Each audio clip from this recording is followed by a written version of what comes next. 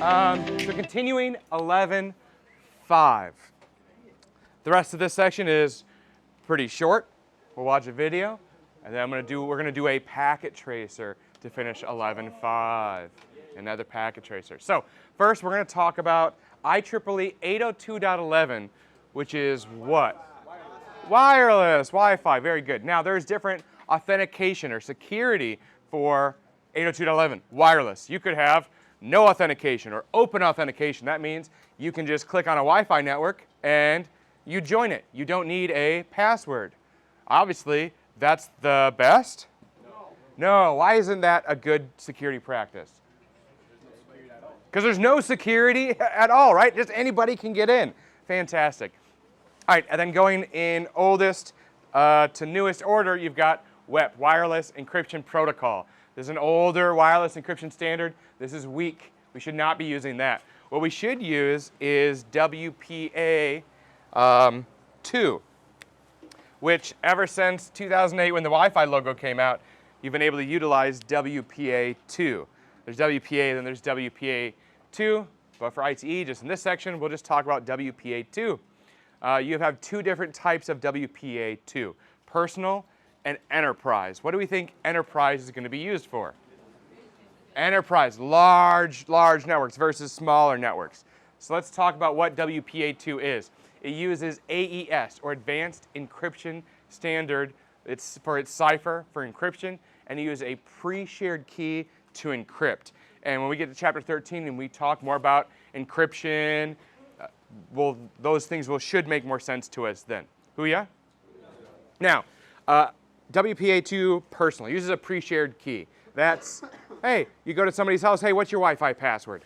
That's what they're talking about there. Oh, what's your Wi-Fi password? Versus enterprise, you're using a large enterprise network where you want to make sure that the individuals on that account are supposed to. We've talked about a server that can authenticate, authorize, and do accounting. What type of server is that? AAA. Authorization, authentication, and accounting. Do you remember talking about this before? Yes. Which one identifies the individual? Authentication. What about what they can do on a network or device? Authorization. Which one records or logs? Accounting. Very good. So that's the server. With me so far? Now, so you've got different types of AAA servers that are going to allow, okay, I'll just, on the AAA server, I will set up people's accounts, what they have access to, etc. Now, the software that goes on that server, there's different types of those, including Radius, which is an open standard, meaning it's got an IEEE standard, anybody can use it, etc. And then you've got a proprietary. What does proprietary mean? Somebody owns it. Somebody owns it. So for TACAS Plus, that is owned by Cisco. So that's what's going to be used for routers, switches, etc., etc. Radius is going to be more used for user authentication on typical networks. We need more time to write? All right.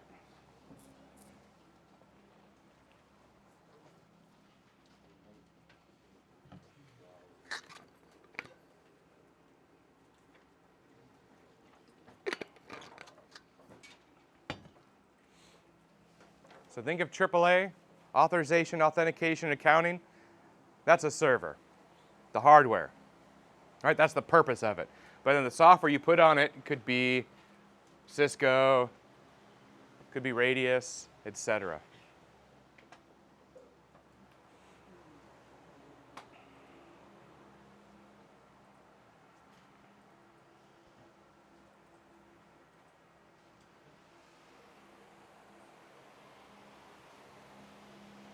So of course, with an enterprise WPA2, that's a lot of users. You want to use central administration. That's why we use that AAA server. I'm going to talk more about these throughout ITE, some more, and in CCNA as well. More time? No? All right, let's move on.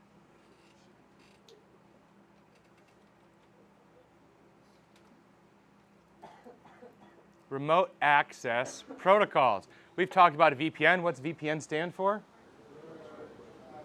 virtual private network that creates that secure tunnel to securely access resources to make it look as if you're physically on that network. Does that through encryption and user authentication as well. So that way you can access a private corporate network. So for example, the resources here, you can only access if you're physically on this network. Unless you had a VPN, you use a VPN, it'd make it seem like your computer's physically on this network, so then you could access the resources on the shared drive, etc. Booyah? Yeah. Awesome. Now, Windows can support a lot of different VPNs, and if we scroll down, we can see this is a Cisco VPN client, and over here, we saw yesterday, previously in Chapter 11, if we go into Control Panel, the Network and Sharing Center, our network, we could set up a VPN there. Easy day? All right, next I think is the packet tracer. Nope.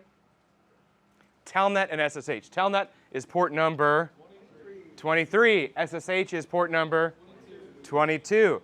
SSH stands for Secure Shell. So Telnet just transmits in plain text. SSH does encryption and user authentication. So it's the better way to securely and remotely access a device, a switch, a router, a PC, etc. Now, Telnet, you don't need a username or a password. You can just log in. SSH, you do need credentials. You need a username and a password, and we'll see that in this packet tracer that we're about to do. Now, you can do host-based authentication, where the client is the one that's got the password, or you could use a server or a authentication protocol. Here, for SSO, single sign-on, a very common authentication protocol that Active Directory for Windows uses is what's called Kerberos, to manage all the users so they can create accounts and then they can sign in. And then you have public key authentication, where you just have a key, a passphrase, so you can get in. But we're going to see this in a second. In the packet trace you're going to do at the very end, you'll see how you'll be on a PC, and then you'll go in the command line interface, just like we've done on our computer, ipconfig/all and ping. Well, from your computer, in the command prompt, you could SSH or Telnet into a router, into a switch, into another PC, and from that command line, you could control that other computer. So that's what we're about to do in this next packet tracer. Easy day? All right, next I think we've got a video. We're going to do that packet tracer at the end of this section. So next we have a video.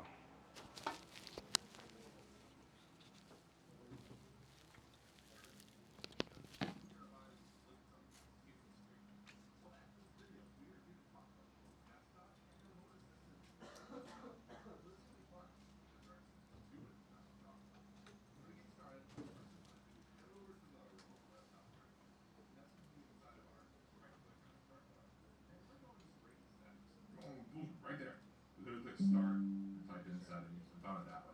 But we're doing right click on start and we're left clicking on settings. Now inside of settings, we're look at something that you see on your screen.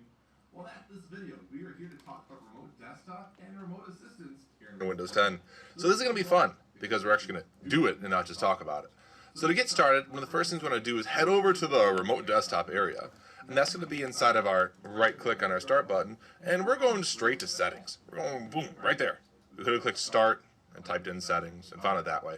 But we're doing right click on start and we're left clicking on settings. Now inside of settings, where we're going to head over to is system.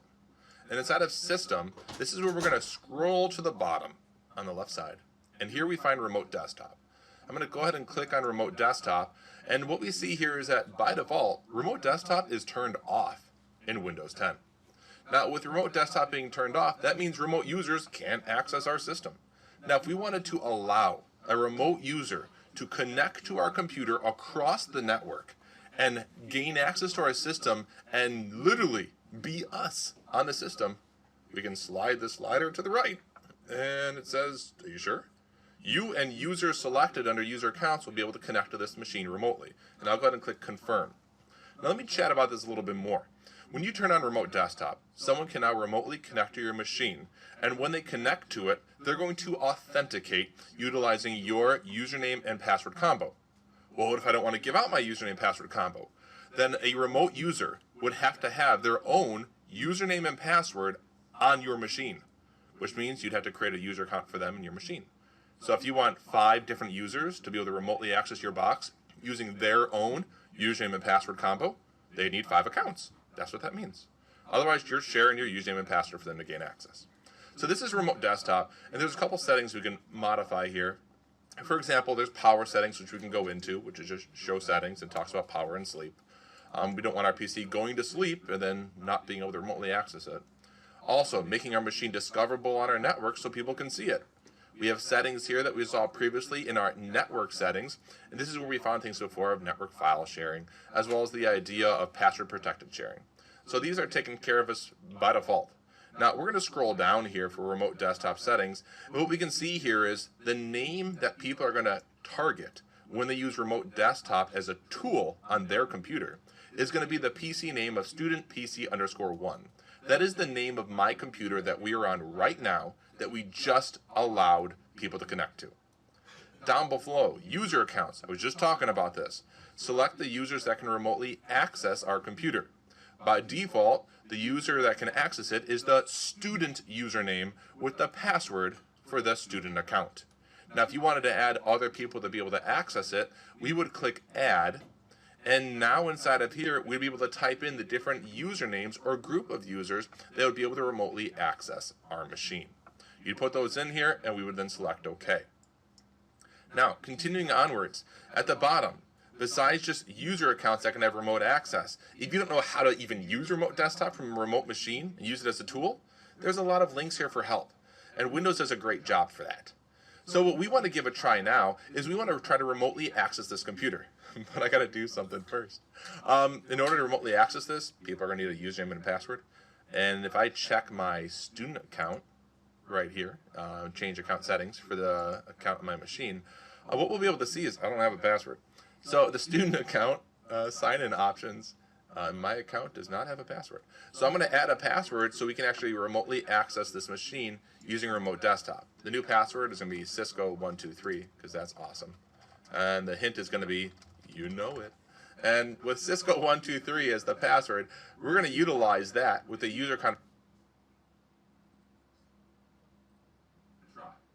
different operating system. So here we are in Windows 7. I'm going to go ahead and click Start, and we're going to use Remote Desktop. And here it is, Remote Desktop Connection. And then what I'll do is I'll type in the computer name that I want to access, student PC _1, and I will click Connect. Now, as I click Connect, it says, ooh, you want to connect? All right, you're going to use the user account as student, but what's the password for that account on the other machine? And that's Cisco123. And I'll go ahead and click OK. And what's going to happen here is my Windows 7 machine is going to remotely connect to the other machine of student PC1, and I will have complete and utter control of that machine using that user account. It says, do you want to verify? Yes, we're going to verify with a certificate. It's just talking about certificate authentication and authority. And now the connection will go through. So here we are with remote access on the other machine at this time. We are remoted in. And let me change the view so you can see the top of my window. And at the top of my window, you can see here that on my Windows 7 machine, we are connected to student PC1. And with that being said, I can just, minimize. And I'm back in my Windows client machine for Windows 7. I can bring it back up, and I'm back in the remote desktop connection for the student PC1. So I'm going to change my window again, and we'll continue. So from the Windows 7 machine, I literally have taken over the Windows 10 box. And what's really important to note about this, if I go take a look at the Windows 10 system again, what does it look like? On the Windows 10 machine, it's logged off. When the remote user connected to our machine with a student account, our current account that we were using, which was the student account, got logged off. And if I log in on my side, on my account here on the Windows 10 box, let's take a look at what happened to the remote session from the Windows 7 box. Take a look. Once the user on the Windows 10 computer itself logged back in on their side, we got disconnected with our remote session. So go ahead and click OK, and we're back here in Windows 7. So that's remote desktop, and now we have one more item to discuss, and that's going to be remote assistance. So we are back on our Windows 10 client, and now we're going to talk remote assistance. Now, first off, in order to go into the remote assistance settings, what we're going to do is go ahead and click on Start, and we're going to head over to PC. And with PC, we're going to go over to our properties. Now, when we click on properties for this PC, it's going to open up a new window for us. What we want to go to is on the left side here, and it's called the remote settings. When we go inside of our remote settings link, what we'll see when I resize my window is that we have the remote assistance here, which is set for allow remote assistance connections to this computer. That's great. Awesome. So that means that people who we provide a special file to known as an invite can use that file and a password to then connect to us. This is different than remote desktop, because remote desktop, we are literally turning on a service that anyone at any time can just, on their own, initiate a connection and take over our computer and use it, just remotely, which is great. With remote desktop, people can initiate on their own. With remote assistance, we have to So how do we go about doing it? Well, it's really not difficult at all. Now that we have remote assistance connections being selected, I can go ahead and click on Advanced here. And what we can take a look at is what are our actual settings for this. Yes, our computer can be controlled remotely. Also, how long can an invite we create and provide someone stay open? Well, the default here is 6 hours. So we're going to leave it at the default of 6 hours. And what we want to do now is create a remote assistance invite. To do that, I'll click on my Start button, and we're actually going to type in remote assistance here. And when we type in remote assist, what we'll have is allow remote assistance invites to be sent from this computer. Okay, and then in the settings, invite someone to connect to your PC and help you. I'm going to click on that. When I click on that, we get this remote assistance window. And here we can go ahead and help someone else who's invited us with a file. Or we can use invite someone. So I'm going to click the top one. I want to invite someone else to remotely assist me. When I click on that, there's 3 options here. 2 of them are grayed out. The top option is I can save the invitation as a file on my machine. Then I'll have to get that file to somebody else, either through an email attachment, flash drive, file sharing, you name it. The other options are grayed out because I cannot select them at this time. But if I had an email program installed on my machine, it could automatically email it to a remote target. Or with an Easy Connect app from the Windows Store, I'd be able to use that as well. I'm going to do the default option of save the invite as a file. When I click on that, it'll ask me where to put it. I'm just going to toss it on my desktop. And now my invite file is going to be saved to my desktop of my Windows 10 machine. The file saved to my machine. Also, I have a new window that pops up. It says, please make sure you give this password to the other user in order to access your machine along with that invite file. So we're going to head over to the Windows 7 machine, and we're going to use this file and this password in order to remotely assist the Windows 10 box. So we are on the Windows 7 box. I've got that invite file moved over to the desktop. What I can do is I can double click on that invite file. It says, what is the password to connect? Well, that password is going to be that big, beefy, long one we originally saw, which is M92W2MXD5M2X, which that's crazy, but it's good. It's good security. Go ahead and click OK. From there, what we're going to see is back on Windows 10. Let me move back over again. Here we are. My Windows 10 box that says, would you allow a student to connect to your machine? I'll say, yeah, go ahead. And you're like, hey, I didn't get logged off this time. Like remote desktop, we got logged off. But now it says your helper can now see your desktop. Well, that's cool. Like I can pause the ability for my helper to see. They can't see anymore. Or continue. Now my helper can see the desktop again. I can open a chat window where we can chat back and forth, me and my helper. Then even in the settings area here, we have some options that we can take a look at, like bandwidth usage, saving a log. You have info here that you can customize, which is great. We're going to go back on the Windows 7 machine to see what they're viewing, and we'll continue. Okay, this is just cool. So from the Windows 7 machine, we have this remote assistance window that's open, and it says we're helping the account of student on the other machine. What we can do is customize our size here, and just like we saw on the other machine, the Windows 10, we've got things like chat and also settings. Now, I can't click anything. This is not remote desktop. I don't have access to control. If I want to request control, I can go ahead and click request control. And it's going to pop up on the Windows 10 machine. Again, I can't click yet. And on the Windows 10 machine, it says, do you want to give this person control of your machine?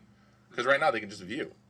And if I went to the Windows 10 client, I'd be able to then allow this Windows 7 user to remotely control my machine. So this is the difference between remote assistance and remote desktop. They both use an encrypted protocol across the network to allow this type of access and control. Thank you for viewing. Customize, practice, and play with your own remote desktops and remote Windows assistance settings, and have some fun and become that IT professional. All right, any questions on that video? Let's see how much knowledge you retained from that video. A short quiz. All right, your options are going to be remote assistance or remote desktop. Thomas, that's what that whole video was just on. Thomas.